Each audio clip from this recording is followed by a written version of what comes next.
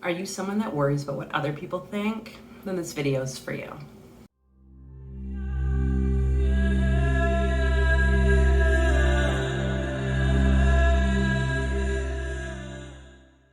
Welcome to the channel, everyone. My name is Fola, and here on Deep Mind Squared, we talk all things magical practices and altered states. And in today's video, I wanted to talk a bit about what do we do when maybe we're feeling like we want to show up in a certain way. Maybe it's in a business or in a certain group or community, and you're just feeling a little bit like you're being held back. So if this is something you've experienced, you're feeling the call to really, share and express yourself in your most authentic way, but something's just holding you, then I hope this video will empower you to start to really live in that place. So the other day, I started a series on pathworking the Kabbalistic tree of life. And this is something that I have been drawn to, is talking more about esoterica and different topics around magic, but have felt for a long time that, maybe I shouldn't, or who am I to know and talk about these things, especially when I've maybe learned from others.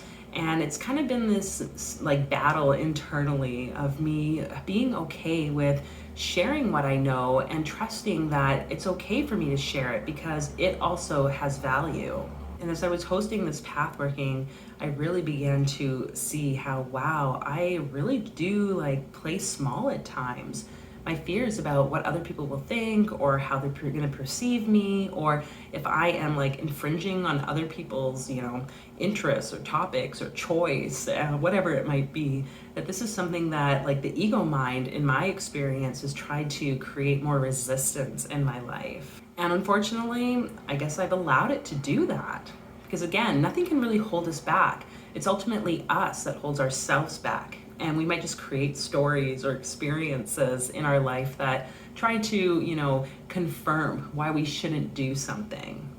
A lot of people don't want to hear that, and I think this is what we are about when we're talking about healing and using magical practices, altered states, whatever type of healing modality it might be that you are choosing, is how can you start to really embody and know that you have this place of empowerment and not have to come from a place of victimhood. And as I was preparing for the pathworking class, I was doing my research and kind of just, thinking about all the different teachers and books I've read and the information I've gathered over the years. And I went to one particular book of an organization that I had been a part of many years ago. And I was just, perusing through this book and looking and kind of contemplating, how is it that they have copywritten this information and said, do not share it out, or however the case might be. And what happened is one particular page had this statement, this sort of prayer on it. And I always wondered, where did they get that from? Anyways, by chance, I guess, this is how the universe works, I came across a website where the exact same prayer, this statement was on. And I realized that, okay, this book took it from this website, just by my deduction. And I have this anger initially, of here I am, I've been allowing myself to be held back because of the fears of, copywriting someone or infringing on their intellectual property, because this is such a thing that we're taught, especially if you've taken any steps forward in academic circles or anything like that. And here were, these two completely, not different organizations, but two organizations using the same statements. And I finally decided at that point of you know what? Screw everybody. I'm going to do what I want to do. I'm going to make sure that I cite and make reference to the people that I feel need to be made reference to. But ultimately, no one owns any of this information. So why should I stop myself? And it made me think about the occultist Israel Regardie, who is known to have basically disseminated all the information of the Order of the Golden Dawn back in the 1900s. And he wrote many books that have been influential, really great detail about the different rituals and practices. And, he really dives deep into it. And in one of his books, he talks about, how it took him a lot of time to consider, should he even share this information out?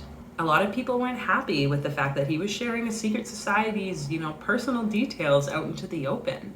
And yet there were others who were encouraging him on. So if this is something that you're going through, maybe you're not sharing out like secrets of an organization or something that's really counter, but maybe there's something that you believe that you feel called to share out, and it's like just keeps bringing you back to want to talk about it.